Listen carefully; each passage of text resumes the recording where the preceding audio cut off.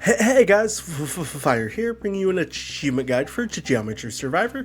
This is a roguelike game that will ask you to last full 20 minutes to knock out your full 1000 gamer score, gaining an achievement for every minute you survive with 50 gamer score each. Now, there's a couple ways we can go about doing this, but I'm going to give you some tips and tricks on how I managed to complete my full 20 minutes. Shout out to my friend Carnage, we did kind of collaborate on how we complete this game. He did it first, and then I followed right after him. So let's dive right in. You're going to pick the hexagon ship, and the way this game works is you have a ship that shoots by itself, and you're going to want to pick up these blue little XP like pips that are in space, and those pips are going to give you the opportunity to level up and get upgrades for your ship. You're going to be able to see that tracked on the top left of your screen, and as you get enough to level your ship up, you're going to be able to progress and pick one of the various upgrades on your ship. Now, we're going to want to focus on some very specific upgrades because you only get 7 throughout the game.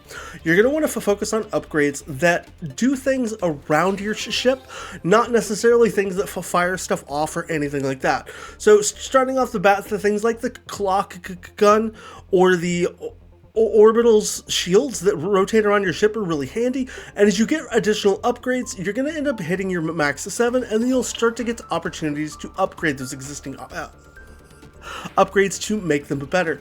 Now, don't get too paid attention to running into areas where you get stuck with 1 or 2 upgrades you don't want. It's fine, but we want to focus again on upgrades that are really going to help us. So the things like the Pentagon, where it's a ship that flies around and just kills things, get very handy as you have opportunities to get super upgrades that are going to be green pickups when you get later on in the game.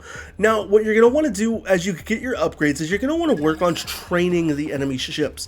There's going to be a variety and diverse amount of ships that can come throughout the game. Starting off, it's going to be some pretty tame orange ships that are easy to deal with, but it gets progressively harder with ones that hunt you down, trace you, and everything in between. And you have to make sure you protect your hearts. Your hearts are basically your lives that you see in the top right of your screen, and as you lose those lives, unfortunately, you're going to fail and have to restart your entire run. Don't get too discouraged. You're probably going to fail a run or two until you get going at this, because it does require a little bit of skill, but after we kind of get to see a little bit more of the upgrades and I can teach you about training, I'll give you a little bit of advice on how you can make the game a little easier for you. Now, what you want to do as far as training is start off the game doing a rather medium-sized circle. The map's not infinite. It's basically a giant box, and you want to do your best to avoid getting too close to the edges, as getting stuck on the edges will ultimately end you getting trapped and probably dying later in the game.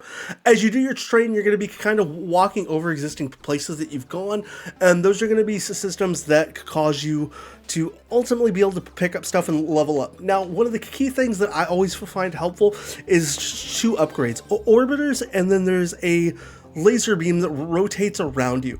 You want to get both of those, as they're basically going to guarantee you as they get max upgraded that nothing's going to get near you, and it's going to buy you the best opportunity to survive the full 20 minutes, as you will end up having to experience over 20,000 unique enemies on your way to complete those entire 20 minutes.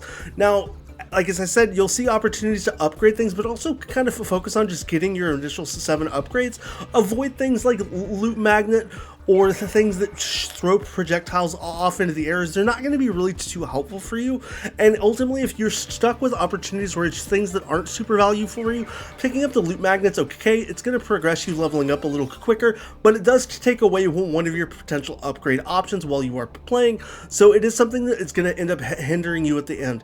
Now, if you do unfortunately die like I did here on screen, don't worry, you build up those credits as you go through your runs, and you can take those set credits that you earn and have an opportunity to save them up. Yes, the shop looks fancy. Don't buy anything here. If you already did, you can refund it by hitting the Y button. You don't need to do anything here. Now, how do you make this a little easier for you is there's actually a ship you can save for 4,000 credits for called the Sandbox. This ship regenerates its health every 30 seconds, so we see here I lose one of my hearts. After the 30 seconds, it's going to regenerate that heart, and this is going to also work for things that create opportunities for us to get better kind of health upgrades and things along the way.